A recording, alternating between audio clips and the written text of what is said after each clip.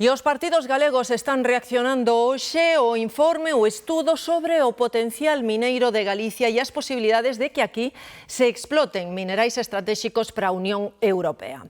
Mentres uns ven unha oportunidade para crear no noso país emprego, outros alertan do risco de repetir modelos que só benefician unhas empresas e deixan ademais un impacto ambiental forte no territorio.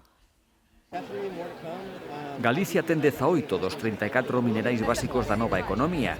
Móviles, coches eléctricos, paneis solares, baterías... A Unión Europea precisa deses recursos para non depender tanto de outros países. Que Galicia teña eses recursos a súa disposición é unha magnífica noticia. Magnífica.